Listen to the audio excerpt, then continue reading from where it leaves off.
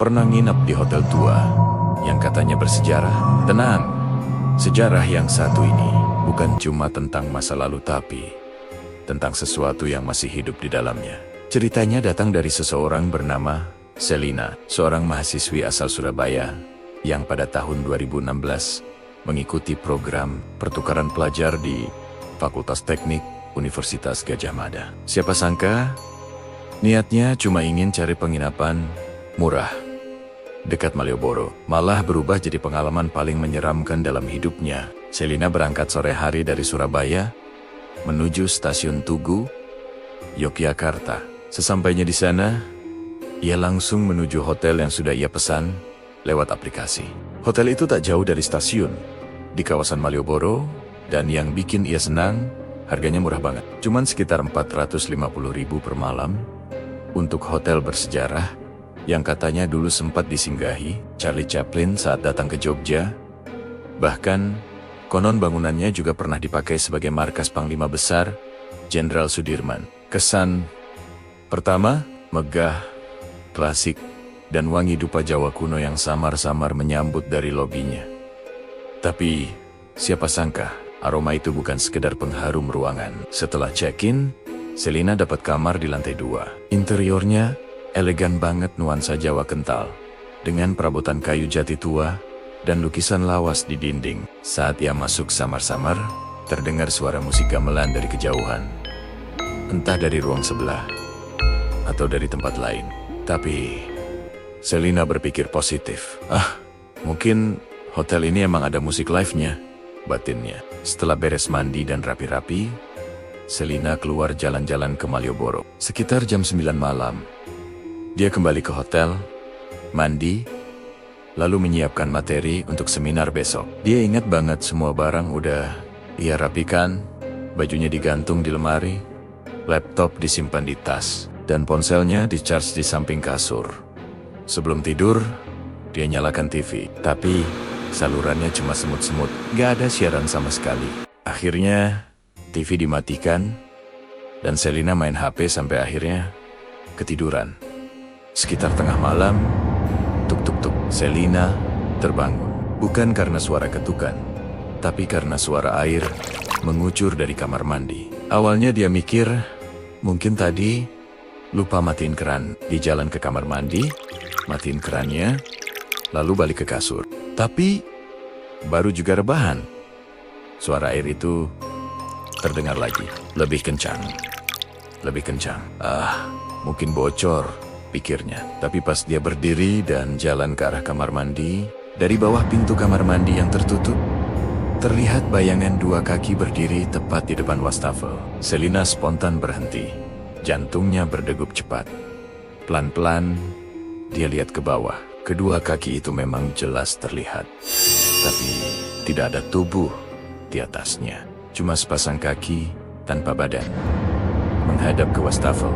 Diam, tak bergerak. Selina mundur perlahan, berusaha tidak bersuara. Dia langsung masuk ke kasur, menutup tubuhnya dengan selimut, sambil gemetar. Dari bawah selimut, dia mencoba menelepon orang rumah. Tapi tiba-tiba, TV di kamarnya menyala sendiri. Padahal dia yakin, tadi TV itu sudah dimatikan. Layarnya berisi semut, suara berisik statis memenuhi kamar. Selina makin panik, tapi berusaha berpikir logis. Mungkin kepencet remote, pikirnya. Namun, beberapa detik kemudian, suara lain terdengar. Kursi kayu di meja belajar bergeser sendiri. Diseret, pelan tapi jelas, suara gesekan kayu berat itu menggema di kamar.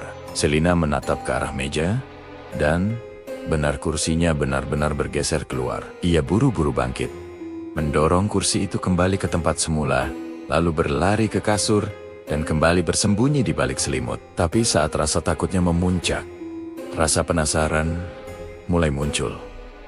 Bener nggak sih? Ini cuma halusinasi. Dia buka selimutnya sedikit, menatap meja itu lagi. Dan kali ini, di depan matanya sendiri, kursi itu bergerak pelan keluar dari meja. Seolah ada yang duduk di sana. Suaranya lirih, tapi cukup jelas. Tuk, seperti jari mengetuk meja kayu. Selina berbisik lirih, "Boleh main, tapi jangan berisik. Besok aku sekolah. Seketika, suara itu berhenti. Sunyi, hening banget. Sampai napas Selina sendiri terdengar. Tapi baru saja dia mulai tenang, terdengar ketukan dari jendela. Tuk, tuk, tuk. Padahal kamarnya di lantai 2. Siapa yang bisa mengetuk dari luar? Selina menutup wajahnya dengan selimut. Tubuhnya gemetar hebat. Tapi gangguan itu nggak berhenti di situ. Tak lama kemudian, terdengar suara langkah kaki kecil dari arah kamar mandi. Perlahan, langkah itu terdengar makin dekat. Dan dari sudut matanya, Selina melihat sesuatu duduk di atas lemari. Sepasang kaki, mengenakan rok merah dan kaus kaki merah, bergoyang-goyang, pelan. Wajahnya tak terlihat. Tapi dari cara dia bergerak, Selina tahu, itu bukan manusia. Suaranya tawa lirih, seperti anak kecil yang sedang main di tengah malam. Selina nggak bisa lagi menahan tangis. Sambil terisak, dia berkata lirih, "Tolong, aku cuma mau istirahat. Aku nggak akan ganggu kalian." Dan entah kenapa, setelah kalimat itu keluar, tawa itu berhenti. Bayangan di atas lemari menghilang. Selina menarik napas lega. Tapi baru saja ia menutup mata, suara napas berat terdengar tepat di samping telinganya. Lalu, sebuah suara berbisik pelan. "Halo." Selina menjerit sekencang-kencangnya, dan tiba-tiba, telepon kamar berdering keras. Ia langsung angkat, berharap itu resepsionis. "Halo, halo," tapi tak ada jawaban. Hanya suara statis. Sama seperti TV-nya, telepon terputus. Sunyi lagi. Lalu, kali ini Selina teriak marah. "Heh, pergi kalian. Aku capek. Aku mau istirahat." Semua suara berhenti. Hening. Tapi di cermin besar, dekat lemari, Selina sempat melihat sekilas bayangan wanita bergaun merah berdiri di belakangnya. Sebelum akhirnya menghilang. Menjelang subuh, suara azan mulai terdengar dari kejauhan. Selina buru-buru berkemas, memutuskan untuk langsung check out. Dia turun ke lobi, jadi orang pertama yang datang ke resepsionis pagi itu.